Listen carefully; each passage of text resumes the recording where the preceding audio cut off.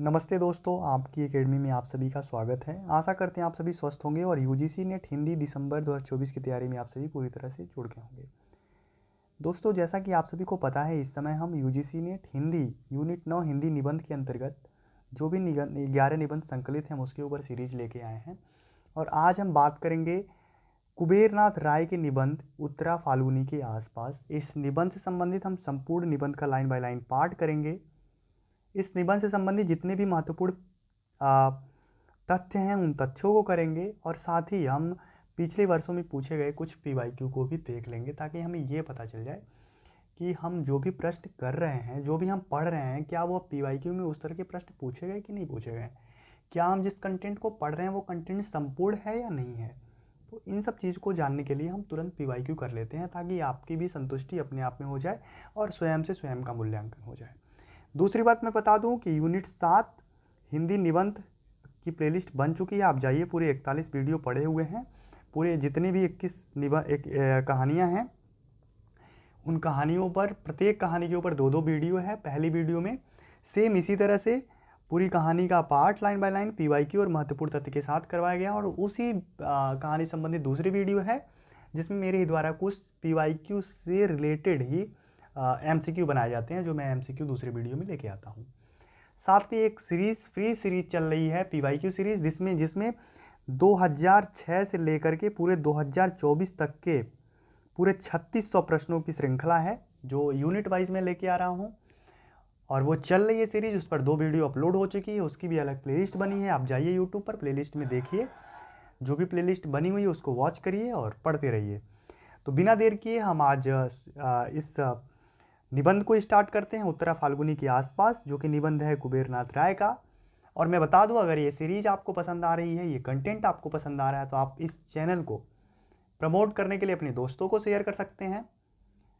बहुत ज़्यादा मतलब इसको प्रमोट करने के बाद मैं बहुत ज़्यादा नहीं करता हूँ कि प्रमोट करो, शेयर करो, लेकिन यदि आपको ये सीरीज पसंद आ रही है तो मैं बस इतना ही कहता हूँ कि आप अपने दोस्तों तक शेयर कर दो, ताकि उन्हें भी इसका लाभ मिल पाए।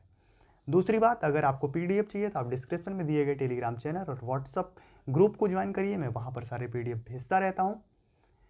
और देखिए इस निबंध को। इस निबंध का प्रकाशन वर्ष 1973 ईस्वी है। यह निबंध विषाद योग निबंध संग्रह में संकलित है। कौन से निबंध संग्रह में? विषाद योग नामक निबंध संग्रह में। यह एक ललित निबंध है। विश्व और इसके बारे में एक बात और है, विषाद योग में 1974 विषाद योग नाम का जो निबंध संग्रह है वो 1974 में प्रकाशित हुआ था, और यह निबंध 1973 में प्रकाशित हुई थी। इन दोनों को ध्यान में रखिए। कुबेरनाथ राय के संबंध में विश्वनाथ तिवारी जी कहते हैं कि कुबेरनाथ राय के निबंधों में रस छलकता है। ध्यान रखिए इसे।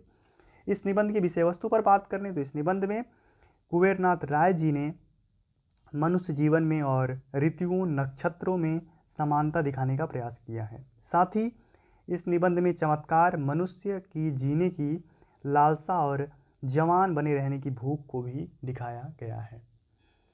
महत्वपूर्ण तथ्य इससे बहुत सारे हैं, तो अभी आप जब एक बार मेरे साथ पूरे निबंध को पढ़ लोगे, मैं अंडरलाइन करवा दूंगा, उनमें से कुछ और महत्वपूर्ण तथ्य निकाल करके मैं जब अगली वीडियो इस निबंध से संबंधित आएगी पीवाई की एमसीक्यू की, तो एमसीक्यू करवाने के तुरंत बाद में एक बार और महत्वपूर्ण तथ्य को करवाता हूँ, ताकि आपका तुरंत रिवीजन भी हो जाए। लगातार किसी चीज़ को आप 1-2 बार रिवाइज कर लेते हो तो हमेशा के लिए कंठस्थ हो जाता है। इसमें और देख लीजिए, कुबेरनाथ राय जी के प्रसिद्ध निबंध संग्रह में प्रिया नीलकंठी, जिसका प्रकाशन वर्ष 1968 है, इसका आप स्क्रीनशॉट ले सकते हैं, अपने शॉर्ट नोट्स में ऐड कर सकते हो। रस आखेटक, जिसका प्रकाशन वर्ष 1970 है। गंधमादन, जिसका प्रकाशन वर्ष 1972 है। विषाद योग, जिस निबंध संग्रह में उत्तरा फाल्गुनी के आसपास निबंध संकलित है। विषाद योग का प्रकाशन वर्ष 1973 है। निषाद बांसुरी का प्रकाशन वर्ष 1974 है। पर्ण मुकुट, जिसका प्रकाशन वर्ष 1978 ईस्वी है। महाकवि की तर्जनी, इसका प्रकाशन वर्ष 1979 ईस्वी है। कामधेनु इनका निबंध संग्रह है, जिसका प्रकाशन वर्ष 1980 है। पत्रमणि पुतुल के नाम का प्रकाशन वर्ष 1980 है। मन पवन की नौका, इसका भी प्रकाशन 1982 है। किरात नदी में चंद्रमधु 1983। दृष्टि अभिसार 1984, त्रेता का बृहद मास 1986 आदि इनकी महत्वपूर्ण निबंध संग्रह हैं। महत्वपूर्ण तथ्य जो भी थे इनके निबंध संग्रह थे वो यहाँ खत्म होते हैं। यहाँ से हम निबंध के लाइन बाय लाइन पाठ करेंगे। आप देखिए, इसमें देखिए ये कुबेरनाथ राय जी हैं, इनके फोटो को आप लोग देख लीजिए, इनको ध्यान में रखिए। हो सकता हो कभी ऐसा भी प्रश्न बन जाए आशु भाषण की तरह कि चित्र को देख करके का लेखकों को पहचानने के लिए प्रश्न बनने लगे कभी, क्योंकि डिजिटल का समय है। और ऐसा भी होना चाहिए कि हम उनको पढ़ तो रहे हैं, लेकिन क्या उनको सामने से कभी पहचान रहे हैं कि नहीं। एक प्रश्न, दो प्रश्न, 5 प्रश्न तो ऐसे भी आने चाहिए अगर वो डिजिटल पेपर हो रहा है, डिजिटलाइज हो रहा है, ऑनलाइन हो रहा है। तो खैर देखते हैं इस निबंध को। वर्षा ऋतु को अंतिम नक्षत्र है उत्तरा फाल्गुनी। इसे आप ध्यान में रखिए, वर्षा ऋतु को जो अंतिम नक्षत्र होती है उसे उत्तरा फाल्गुनी कहा जाता है।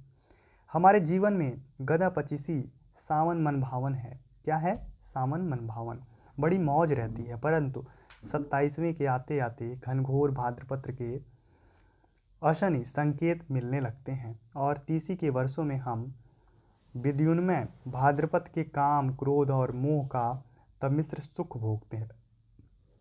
इसी काल में अपने अपने स्वभाव के अनुसार हमारी शिक्षा कृतार्थ होती है। फिर 40वें लगते लगते हम भाद्रपद की अंतिम नक्षत्र उत्तरा फाल्गुनी में प्रवेश करते हैं। कई सारे एज की बात करी गई है, आयु की बात करी गई है इसमें। और 2-4 वर्ष बाद अर्थात उत्तरा फाल्गुनी के अंतिम नक्षत्र अंतिम चरण में जरा और जड़ता की आगमनी का समाचार काल तुरंग दूर से ही हिनहिना कर दे जाता है। वास्तव में सृजन संपृक्त, सावधान, सतर्क, सचेत और कर्मठ जीवन जो हम जीते हैं वह 30 और 40 के बीच का होता है। फिर 40 से 45 तक उत्तरा फाल्गुनी का काल है। इसके अंदर पग निक्षेप करते ही शरीर सट उर्मियों में थकावट आने लगती है। अस्थि जायते वर्धते, ये 3 धीरे धीरे शांत होने लगते हैं। अस्थि, जायते और वर्धते, उनका वेग कम होने लगता है। और इनके विपरीत 3 विपत्ति, अडम्बते, अपक्षीयते, विनश्यति, प्रबलतर हो उठती है। उन्हें प्रदोष बल मिल जाता है। वे शरीर में बैठे रिपुओं के साथ साठ गांठ कर लेती हैं और फल होता है जरा के आगमन का अनुभव। 45 के बाद ही शीश पर कास फूटना शुरू हो जाता है। वातावरण में लोमड़ी बोलने लगती है। शुक और सारिका उदास हो जाते हैं। मयूर अपने श्रृंगार कलाप का त्याग कर देता है और मानस की उत्पल वर्णा मारकन्याएं चोवा चंदन और चित्रसारी त्याग कर प्रवज्या का वलकल वसन धारण कर लेती हैं। अतः बचपन भले निर्मल प्रसन्न हो, गधा पचीसी भले ही मधुनी हो, परंतु जीवन का वह भाग जिस पर हमारे जन्म लेने की सार्थकता निर्भर है 25 और 40 या ठील ठाल कर 45 के बीच पड़ता है। इसके पूर्व हमारे जीवन की भूमिका या तैयारी का काल है और इसके बाद फलागम या निमिसिस की प्रतीक्षा, जो हमारे हाथ में था, जिसे करने के लिए हम जन्मे थे, वह वस्तुतः घटित होता है। 25 और 45 के बीच इसके बाद तो मन और बुद्धि के वानप्रस्थ लेने का काल है। देह भले ही 1 मधु, 2 मधु, असंख्य मधु 60 वर्ष तक भोगती चले, इस 25-45 की अवधि में भी असल हीर रचती है शीतोत्तरी, तीसोत्तरी के वर्षों का स्वभाव शाण पर चढ़ी तलवार की तरह है। वर्ष प्रतिवर्ष उन पर नई धार, नया तेज चढ़ता जाता है। 40वें वर्ष तक मुझे क्रोध आता है उन लोगों पर जो विधाता ब्रह्मा को बूढ़ा कहते हैं। क्या? विधाता ब्रह्मा को बूढ़ा कहते हैं और चित्र में तथा प्रतिमा में उन्हें वयोवृद्ध रूप में प्रस्तुत करते हैं। मैंने दक्षिण भारत के एक मंदिर में एक बार ब्रह्मा की एक अत्यंत सुंदर तीसोत्तर युवा मूर्ति को देखा था। देखकर ही मैं कलाकार की औचित्य मीमांसा पर मुग्ध हो गया। जो सर्जक है, जो सृष्टि करता है, वह निश्चय ही चिर युवा होगा। प्राचीन या बहुकालीन का अर्थ जर्जर या बूढ़ा नहीं होता। जो सर्जक है, पिता है, प्रॉफेट है, नई लीग का जनक है, प्रजाता है, वह रूप माधव या रोमांटिक काम किशोर भले ही ना हो, परंतु वह दांत छरा, बाल झरा, गलितम पलितम मुंडम कैसे हो सकता है? उसे तो अनुभवी पुंगव तीसोत्तर युवा के रूप में ही स्वीकारना होगा। जवानी एक चमाचम धारदार खड्ग है। उस पर चढ़कर असीधारा व्रत या वीराचार करने वाली प्रतिभा ही पावक दग्ध होठों से देवताओं की भाषा बोल पाती है।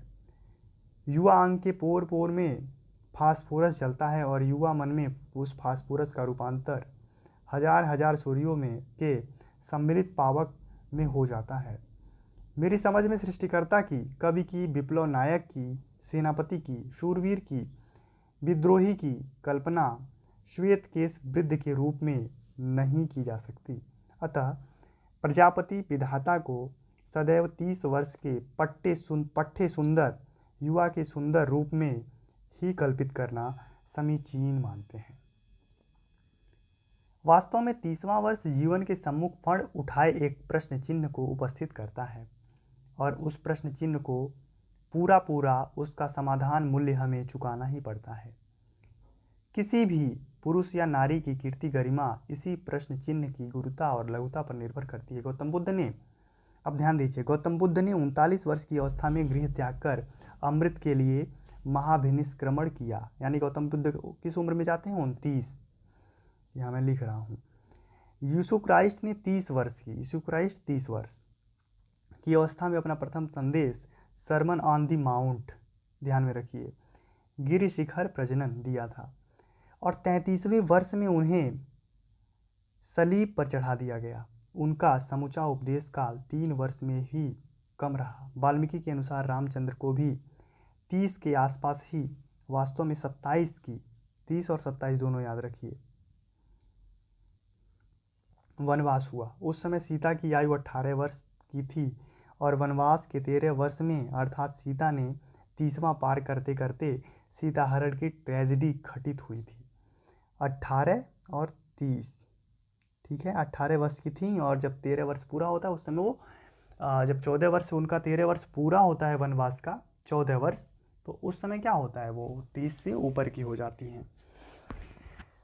उसके बाद ये कहते हैं, अतः 30वां वर्ष सदैव वरण के महामुहूर्त के रूप में आता है और संपूर्ण दशक उस वरण और तेज के दाह से अविष्ट रहता है। 30उत्तर दशक जीवन का घनघोर कुरुक्षेत्र है। यह काल गधा पचीसी के विपरीत एक क्षुरधार काल है, जिस पर चढ़कर पुरुष या नारी अपने को आविष्कृत करते हैं, अपने मर्म और धर्म के प्रति अपने को सत्य करते हैं तथा अपनी अस्तित्वगत महिमा उद्घाटित करते हैं अथवा कम से कम ऐसा करने का अवसर तो अवश्य पाते हैं। 40 लगने के बाद 45 तक यथा स्थिति की उत्तरा फाल्गुनी चलती है, पर इसमें ही जीवन की प्रतिकूल और अनुकूल उर्मियाँ परस्पर के संतुलित को खोना प्रारंभ कर देती हैं और प्राण शक्ति अवरोहण की ओर उन्मुख हो जाती हैं। इसके बाद अनुकूल उर्मियाँ स्पष्टतः थकहर होने लगती हैं और प्रतिकूल उर्मियाँ प्रबल होकर देह की गांठ गांठ में बैठे रिपुओं से मेल कर बैठती हैं। मन हारने लगता है, सृष्टि अनाकर्षण और रति प्रतिकूल लगने लगती है, बुद्धि का तेज घट जाता है, वह स्वीकारपंथी होने लगती है एवं आत्म की दाहक तेजीमयी शक्ति पर विकार का ध्रुम छाने लगता है। मैं तो यहाँ पर 45वें वर्ष की बात कर रहा हूँ, परंतु मुझे स्मरण आती है दोस्तोवस्की, आप इसे ध्यान रखिए, जिसने 40 के बाद जीवन को धिक्कार दे दिया था। मैं 40 वर्ष जी चुका। 40 वर्ष ही तो असली जीवन काल है। तुम जानते हो 40वां माने चरम बुढ़ापा। दरअसल 40 से ज़्यादा जीना असभ्यता है, अश्लीलता है, अनैतिकता है। भला 40 से आगे कौन जीता है? मूर्ख लोग और व्यर्थ लोग। दोस्तोवस्की की इस उक्ति का यदि शाब्दिक अर्थ न लिया जाए तो मेरी समझ से इसका अर्थ यही होगा कि 40 वर्ष के बाद के जीवन के सहज लक्षणों का परिवर्धन सृजन का आत्मिक और मानसिक स्तरों पर हास होने लगता है। पर मैं साठा तब पाठा की उक्ति वाली गंगा की कछार का निवासी हूँ। इसी से इस अवधि को 5 वर्ष और आगे बढ़ाकर देखता हूँ। यद्यपि दोस्तोवस्की की मूल थीसिस मुझे सही लगती है। शक्ति क्षय की प्रक्रिया 40 के बाद ही प्रारंभ हो जाती है, यद्यपि वह अस्पष्ट रहती है। मैं इस समय 1972 ईस्वी अपनी 38वां पावस झेल रहा हूँ। पूर्वा फाल्गुनी का विकास ग्रस्त यौवन जल पीकर मैं क्षिप्त से भी आगे एक पग विक्षिप्त हो चुका हूँ और शीघ्र ही मोह मूढ़ होने वाला हूँ। भाद्र की पहली नक्षत्र है मेघा। भाद्र की पहली नक्षत्र का क्या नाम है? मेघा। मेघा में अगाध जल है। पृथ्वी की तृष्णा अश्लेषा और मेघा के जल से ही तृप्त होती है। यदि मेघ में धरती की प्यास नहीं बुझती तो उसे अगले संवत्सर तक प्रतीक्षा करनी पड़ती है। न केवल परिणाम में बल्कि गुण में भी मेघ का जल श्रेष्ठ है। मेघ मेष की झड़ी झकोर का अस्तव गान कवि और किसान दोनों खूब करते हैं। बरसे मेघ झकोरी झकोरी, मोर दुई नैन चूवे जस जोरी, मेघा बरसी मानो दूध वर्षा मधु वर्षा। इस मेघा के बाद आती है पूर्वा फाल्गुनी, जो बड़ी ही रद्दी कंडम नक्षत्र है। इसका पानी फसल जायदाद के लिए हानिकारक तो है ही, उत्तर भारत में बाढ़ वर्षा का भय भी सर्वाधिक इसी नक्षत्र काल में रहता है। इसी से उत्तर भारतीय गंगा तीरी किसान इसे एक कीर्तिनाशा कर्मनाशा नक्षत्र मानते हैं। इसके बाद आती है उत्तरा फाल्गुनी, भाद्रपद की अंतिम नक्षत्र, जो समूचे पावस में मेघा के बाद दूसरी उत्तम नक्षत्र है। इसका पानी स्वास्थ्यप्रद और सौभाग्य कारक होता है। इस 38वें पावस में अपने जीवन का पूर्वा फाल्गुनी काल भोग रहा हूँ।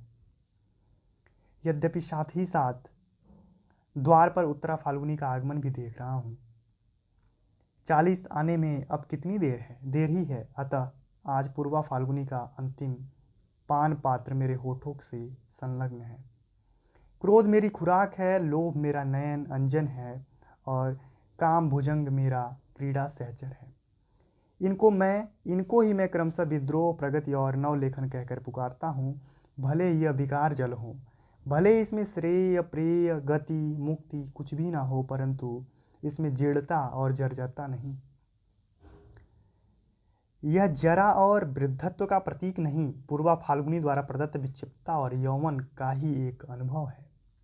मुझे लग रहा था कि मेरे भीतर कोई उपंग बजा रहा है, क्योंकि मेरे सम्मुख द्वार पर काल नट्टिन अर्थात उत्तरा फाल्गुनी त्रिभंग रूप में खड़ी है और मैं उसमें मार की 3 कन्याओं तृष्णा, त्रिषा, रति, आरती, कौन कौन सी हैं वो?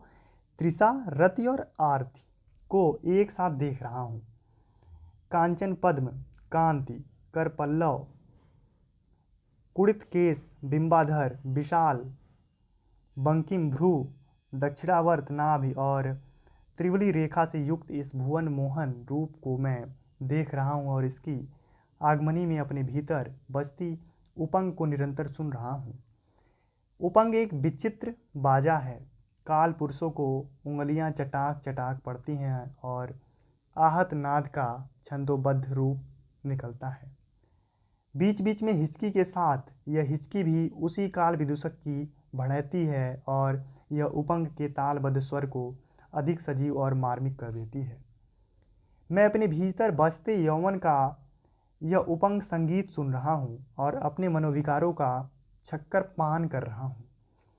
मुझे कोई चिंता नहीं, अभी वानप्रस्थ का शरद काल आने में काफ़ी देर है। इस क्षण उसकी क्या चिंता करूं? इस क्षण तो बस मौज ही मौज है, भले ही वह कटुतिक्त मौज क्यों न हो। काम भुजंग के डसने पर तो नीम भी मीठी लगती है। अतः यह काल नटी, यह पूर्वा फाल्गुनी या उत्तरा फाल्गुनी, यह नैना जोगिन कितनी भी भ्रांति माया या मृगजल क्यों न हो, मैं इसके रूप में आबद्ध हूँ।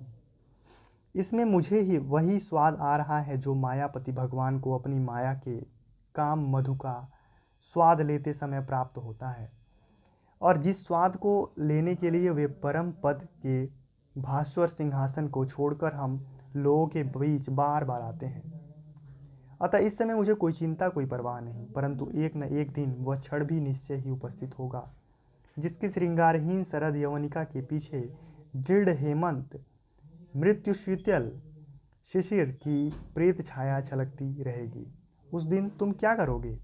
मैं तुम्हारे पास कोई बीज मंत्र, कोई टोटका, कोई धारणी मंत्र जिससे तुम अगले 20-22 वर्षों के लिए इस उत्तरा फाल्गुनी के पगों को स्तंभित कर दो और अगले 20-22 वर्ष तुम्हारे द्वार देश पर शिथिल दक्षिण चरण इस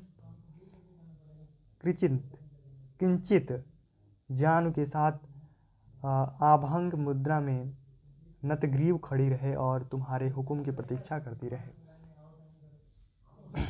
है कोई ऐसा जीवन दर्शन, ऐसा सिद्धाचार, ऐसी काया सिद्धि जिससे बाहर बाहर शरद शिशिर पतझड़ हेमंत आए और जूझते हारे खाते चले जाए, परंतु मनस की द्वार देहरी पर यह उत्तरा फाल्गुनी एक रस 60 वर्ष की आयु तक बनी रहे? है कोई ऐसा उपाय? यह प्रश्न रह रहकर मैं स्वयं अपने ही से पूछता हूँ। आज से 13 वर्ष पूर्व ही मैंने इस प्रश्न पर चिंता की थी और उक्त चिंतन से जो समाधान निकला उसे मैंने कार्य रूप में परिणत कर दिया, परंतु इन 13 वर्षों में असंख्य भाव प्रतिभाओं के मुंडपात होते हुए और आज मैं मूल्यों के कंबद्ध वन में भाव प्रतिभाओं के केतु कांतर में बैठा हूँ।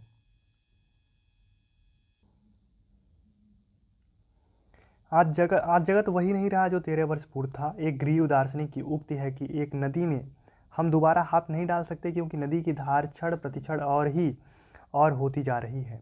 काल प्रवाह भी एक नदी है और इसकी भी कोई बूंद स्थिर नहीं। अतः शताब्दी के 8वें दशक के इस प्रथम चरण में मुझे उसी प्रश्न को पुनः सोचना है जैसे जीर्णता या जरा को।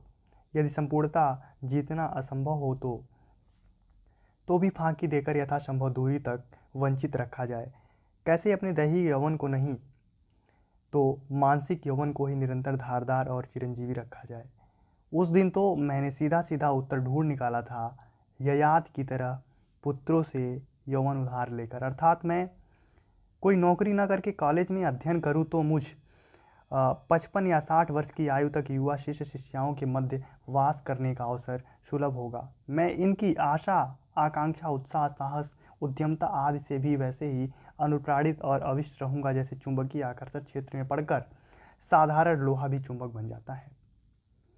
परंतु विगत दशक के अंतिम 2 वर्षों में जब मेरे ये बाल खिल्य सहचरण गण छिन्नमस्ता राजनीति के रगरूढ़ बनने लगे, जब इन्होंने मेरे गेरुओं गांधी विवेकानंद विद्यासागर सर आशुतोष के प्रतिमाओं का एवं उनके द्वार प्रतिपादित मूल्यों का अनर्गल मुंडपात करना शुरू कर दिया, जब इनके नए दार्शनिकों ने कहना प्रारंभ किया कि अध्यापक और छात्र के बीच भी श्रेणी शत्रु का संबंध है, क्योंकि अध्यापक भी स्थापित व्यवस्था का एक अंग है और व्यवस्था का भंजन ही श्रेष्ठतम पुरुषार्थ है, तब देश में घटित होती हुई इन घटनाओं पर विचार करते और क्रांति तथा नई पीढ़ी के दार्शनिक यथा हिबर्ट, मार्क्यूज, चेगवारा, बैटिकोहन आदि की चिंतन धारा से यथासंभव अल्प स्वप्ने परिचय पार करके मैं इस निष्कर्ष पर पहुंचा कि मैं इन अपने भाइयों, अपने हृदय के टुकड़ों के साथ जो आज छिन्नमस्ता राजनीति के रगरूढ़ है, कुछ ही देर तक आधे रास्ते ही जा सकता हूँ। विविध प्रकार के नारों से आक्रांत ये नए पुर्वा का अर्थ होता है रवो, आवाज़ों या नारों से आक्रांत या पूरित पुरुष। ययाति पुरानी पीढ़ी का प्रतीक है तो पुर्वा नया। इसे आप नोट कर लीजिए कि जो पुर्वा है वो नई पीढ़ी का प्रतीक है, वहीं ययाति शब्द जो है वो पुरानी पीढ़ी का प्रतीक है। यदि मुझे यौवन उधार देंगे भी तो बदले में मुझे भी कमबंध में रूपांतरित होने को कहेंगे और मैं कैसे अपना चेहरा, अपनी आत्मसत्ता, अपना व्यक्तित्व त्याग दूँ? छिन्नमस्त पुरुष बनकर यौवन लेने से क्या लाभ? बिना मस्तक के, बिना अपने निजी नयन मुख कान के इस उधार प्राप्त नव यौवन का नया अर्थ होगा। रूप, रस, गंध और गान से वंचित रह जाऊंगा। केवल शिश्नोदरवाला व्यक्तित्व लेकर कौन जीवन यौवन भोगना चाहेगा? कम से कम बुद्धिजीवी तो नहीं ही। आत्मार्थ पृथ्वी त्यजेत, अतः मुझे चिर यौवन को इन शिष्य पुरवाओं की नई पीढ़ी से दान के रूप में नहीं लेना है। 13 वर्ष पहले का चिंतन समाधान आज व्यर्थ सिद्ध हो गया है। मुझे अन्यत्र चिर यौवन का अनुसंधान करना है। कहीं ना कहीं मेरे ही अंदर अमृताकाल की गांठ होगी, उसे ही मुझे आविष्कृत करना होगा। जो बाहर बाहर अप्राप्य है वह सब कुछ भीतर भीतर सुलभ है। मैं अपने ही हृदय समुद्र का मंथन करके प्राण और अमृत के स्रोत किसी चंद्रमा को आविष्कृत करूंगा। 13 वर्ष पुराना समाधान आज काम नहीं आ सकता। मैं मानता हूं कि समाज और शासन के में शब्दों के व्यूह के पीछे एक कपट पाला जाता है। मैं बाल खिल्लियों की क्रोध की सार्थकता को स्वीकार करता हूं, पर साथ ही छिन्नमस्त शैली के सस्ते रगांध और आत्मघाती समाधान को भी मैं बेहिचक बिना शील मुरव्वत के अस्वीकार करता हूँ। अपना मस्तक काटकर स्वयं उसी का रक्त पीना तंत्राचार विराचार हो सकता है, परंतु यह न तो क्रांति है और न समर। पुरानी पीढ़ी का चिरयक्षत्व मुझे भी अच्छा नहीं लगता। मैं भी चाहता हूँ कि वह पीढ़ी अब खिजाब आरसी का परित्याग करके संन्यास ले ले। शासन और व्यवस्था के पुतली घरों की मशीन कन्याएं उनकी बूढ़ी उंगलियों के सूत्र संचालन से ऊब गई हैं और उनकी गति में रह रहकर छंद पतन हो रहा है। यह बिल्कुल न्याय संगत प्रस्ताव है कि पूर्व पीढ़ी अपनी मनुस्मृति और कौपीन बगल में दबाकर पुतली घर से बाहर हो जाए और नई पीढ़ी को अर्थात हमें और हमारे बालखिल्लियों को अपने भविष्य के यश अपयश पर पट स्वयं बुनने का अवसर दे, जिससे वे भी अपने कल्पित नक्शे अपने अर्जित हुनर को इस कीर्ति पट पर काढ़ने का अवसर पा सके। यह सब सही है, परंतु क्या सब बातों की संपूर्ण सिद्धि के लिए इस पुतली घर का ही अग्निदाह पुरानी पीढ़ी द्वारा बुने कीर्ति पट के विस्तार का दाह, उनके श्रम फल का तिरस्कार आदि आवश्यक है? क्या ऐसा सब करना एक आत्मघाती प्रक्रिया नहीं? इस स्थल पर डॉक्टर राधा कृष्ण या आचार्य विनोबा भावे की राय को उद्धृत करूं तो वह क्रांति के इन दुग्ध कुमारों के लिए कौड़ी की 3 ही होगी। अतः मैं लेनिन जैसे महान क्रांतिकारी की राय उद्धृत कर रहा हूँ। 1922 ईस्वी में लेनिन ने लिखा था, उस सारी सभ्यता संस्कृति को जो पूंजीवाद निर्मित कर रहा है हमें स्वीकार करना होगा और उसके द्वारा ही समाजवाद गढ़ना होगा।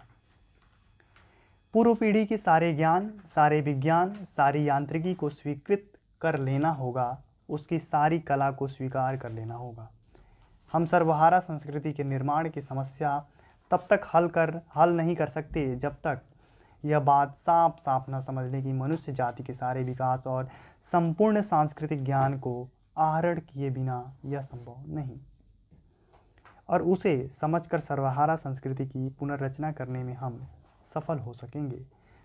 सर्वहारा संस्कृति अज्ञात शून्य से उपजने वाली चीज़ नहीं और न यह उन लोगों के द्वारा गढ़ी ही जा सकती है जो सर्वहारा संस्कृति के विशेषज्ञ विद्वान कहे जाते हैं। ये सब बातें मूर्खतापूर्ण हैं, इनका कोई अर्थ नहीं होता। सर्वहारा संस्कृति उसी ज्ञान का स्वाभाविक सहज विकास होगी जिसे पूंजीवादी, सामंतवादी और अमलातांत्रिक व्यवस्थाओं के जुए के नीचे हमारी संस्कृति जाति ने विकसित किया है। यह बात स्वामी दयानंद या पंडित महावीर प्रसाद द्विवेदी की होती तो बड़ी आसानी से कह सकते, मारो गोली मारो, सब बुर्जुआ बकवास है।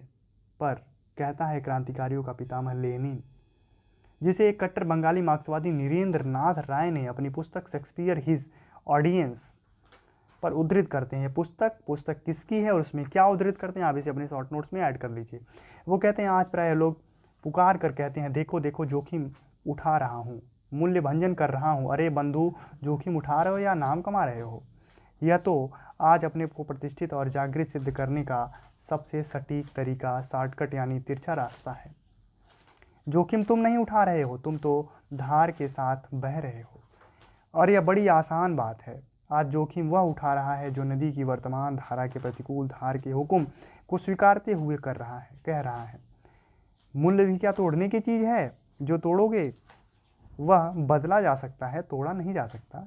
मूल्य स्थिर या सनातन नहीं होता, यह भी मान लेता हूँ, पर एक अविच्छिन्न मूल्य प्रवाह, एक सनातन मूल्य परंपरा का अस्तित्व तो मानना ही होगा। नए बालकीय दार्शनिक कहेंगे यह आधार के विपरीत जाना हुआ, यह तो प्रतिक्रियावाद है। ऐसी अवस्था में मेरा उन्हें उत्तर है, कभी कभी नदी की धार पथभ्रष्ट भी हो जाती है। वह सदैव प्रगति की दिशा में ही नहीं बहती, वह स्वभाव से अधोगति की ओर जाने वाली होती है। और आज तो वन्याकाल है। वन्याकाल में धार पथभ्रष्ट रहती है, वह कर्मनाशा कीर्तिनाशा कालमुखी बनकर हमारे गांव को रसातल में पहुंचाने आ रही है। अतः इस क्षण हमारी प्यारी नदी ही शत्रु रूपा हो गई है, और यदि गांव को बचाना है तो हम धार के प्रतिकूल समर करेंगे। यदि हम अपना घर द्वार फूंक कर तमाशा देखकर मौज लेने वाले आत्मभोगी नीरों की संतानें नहीं हैं, तो हमें इस नदी से समर करना ही होगा। यही हमारी जिजीविका की मांग है। इसके प्रतिकूल जो कुछ कहा जा रहा है वह नई पीढ़ी की बात हो या पुरानी मुमुक्षा का मुक्ति भोग है। यह सब विद्रोह नहीं, बुर्जुआ डेथविश का नया रूप है। अतः मैं धार के साथ न बहकर अकेले अकेले अपने अंदर की अमृता कला का आविष्कार करने को कृत संकल्प हूँ। बिना रोध के, बिना तट के जो धार है वह कलामुखी वन्या है, रोधवती है और तटनी नहीं। यूँ यह तो मैं मानता ही हूँ कि सर्जक या रचनाकार के लिए नॉन कन्फर्मिस्ट होना जरूरी है। इसके बिना उसकी शिक्षा प्राणवती नहीं हो पाती और नई लीक नहीं खोज पाती। अतः मुझे भी विद्रोही दर्शनों से अपने को किसी न किसी रूप में आजीवन संयुक्त रखना ही है। एक लेखक होने के नाते यही मेरी नियति है, और यह तथ्य को अस्वीकृत करने का अर्थ है अपने शिक्षा की सारी संभावनाओं का अवरोध। परंतु लेखक, कवि या किसी भी साहित्यकार, साहित्येतर क्षेत्र के सर्जक या विधाता को यह बात भी गांठ में बांध लेनी चाहिए कि 100% अस्वीकार या नॉन कन्फर्मिज्म में भी रचना या सृजन असंभव हो जाता है। पुराने के अस्वीकार से ही, देखिए ध्यान में रखिए इस पंक्ति को, पुराने के अस्वीकार से ही नए का आविष्कार संभव है। यह कुछ हद तक ठीक है, परंतु नए भाव या विचारों के उद्गम के बाद उपकरण या अभिव्यक्ति के साधन का प्रश्न उठता है, और इसके लिए नॉन कन्फर्मिज्म को परित्याग 75% पुराने उपकरणों में से ही निर्वाचित संशोधित करके कुछ को स्वीकार कर लेना होता है। रचना की आइडिया के आविष्कार के लिए तो अवश्य विद्रोही मन चाहिए, परंतु रचना का कार्य यानी प्रोसेस आइडिया के आविष्कार के साथ ही समाप्त नहीं हो जाता। रचना प्रक्रिया में स्वीकारवादी मन की भी उतनी ही आवश्यकता होती है, अन्यथा आइडिया या ज्ञान का क्रिया में रूपांतर संभव नहीं। अतः प्रत्येक सर्जक या विधाता जीवन के चाहे जिस क्षेत्र की बात हो, विद्रोही और स्वीकारवादी दोनों साथ ही साथ होता है। 100% अस्वीकार के फैशनेबल दर्शन के प्रति मेरा आक्षेप यह भी है कि यह एक स्वयं आरोपित नो एग्जिट द्वारा या वातायन रहित अवरुद्ध कक्ष है। इसको लेकर बहुत आगे तक नहीं जाया जा सकता। यह दर्शन विषय और विधा दोनों ही नकारात्मक सीमा बांधकर बैठा है, और इसके द्वारा अपने स्व को भी पूरा नहीं पहचाना जा सकता। तो स्व से बाहर इतिहास और समाज को समझने की तो बात ही नहीं उठती। यह 100% अस्वीकार का दर्शन कभी अस्तित्ववाद का चेहरा लेकर आता है तो कभी नव्य मार्क्सवाद का, और ये दोनों मानसिक बौद्धिक स्तर पर मौसेरे भाई हैं। कौन कौन? अस्तित्ववाद और मार्क्सवाद। ये एक ही हास्योन्मुखी संस्कृति की संतानें हैं। योग शास्त्र में मन की 5 अवस्थाएं कही गई हैं। कौन कौन सी हैं वो? क्षिप्त, विक्षिप्त, इसे नोट कर लीजिए आप, विमूढ़, निरुद्ध और आरूढ़।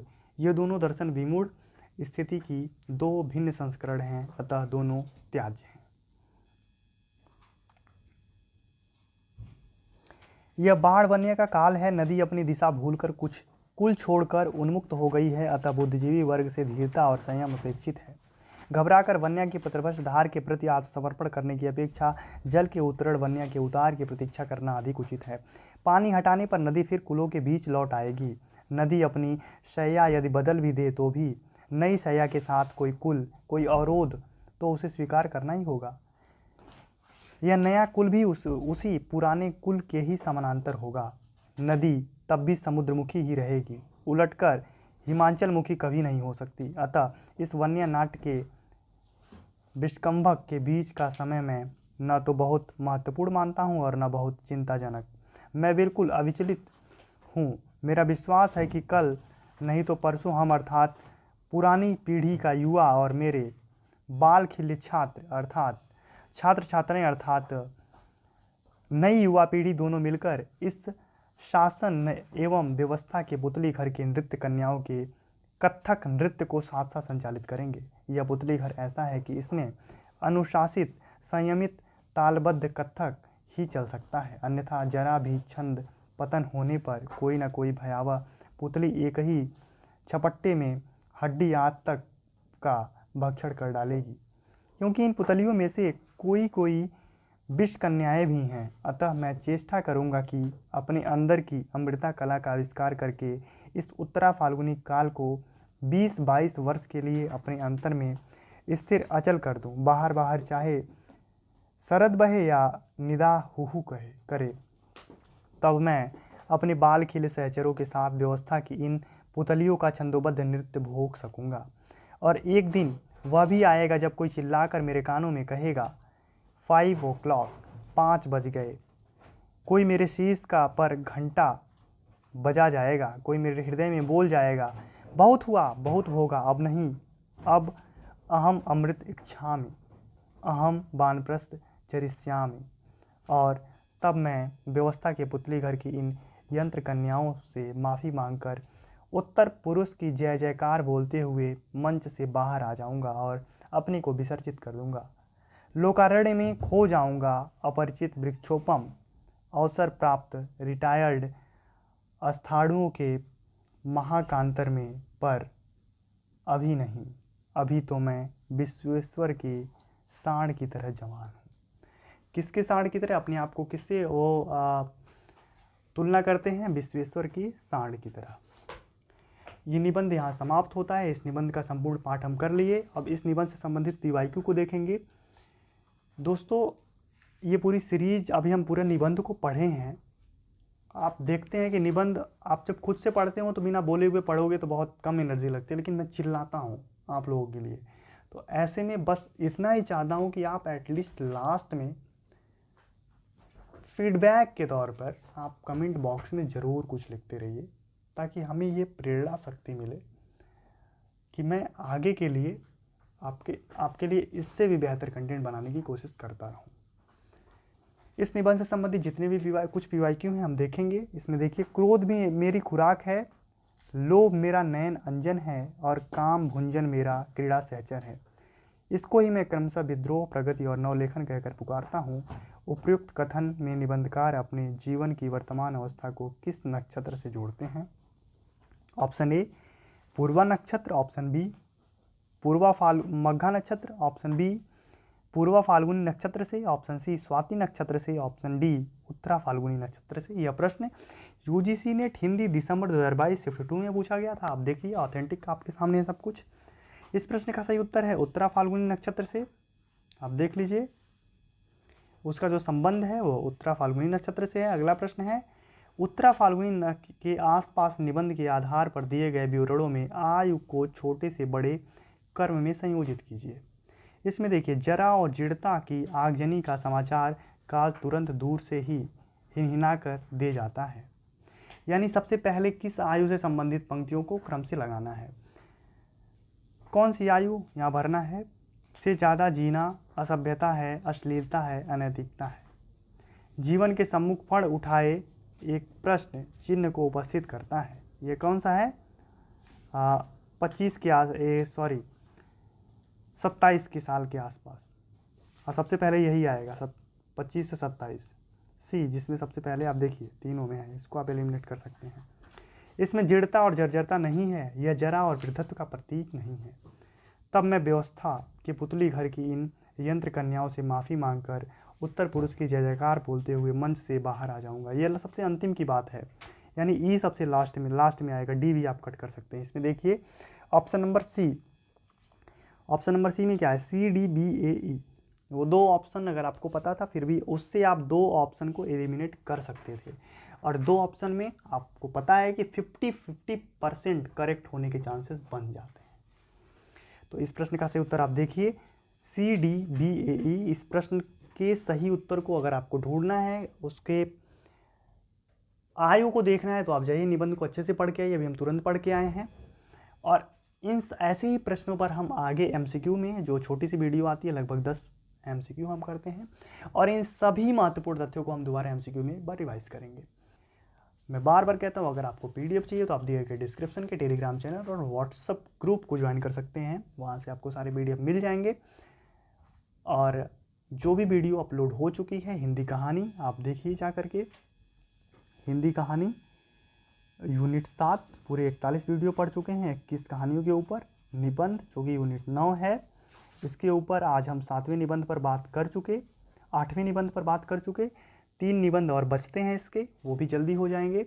साथ में PYQ सीरीज चल रहा है। इसके बाद हम यूनिट 5 और यूनिट 8 दोनों निबंध पर एक साथ बात करेंगे, एक साथ इस पर सीरीज लेके आएंगे। लगभग 20 दिन में यह दोनों खत्म हो जाएगा। हम 5 यूनिट को एक साथ कवर कर लेंगे।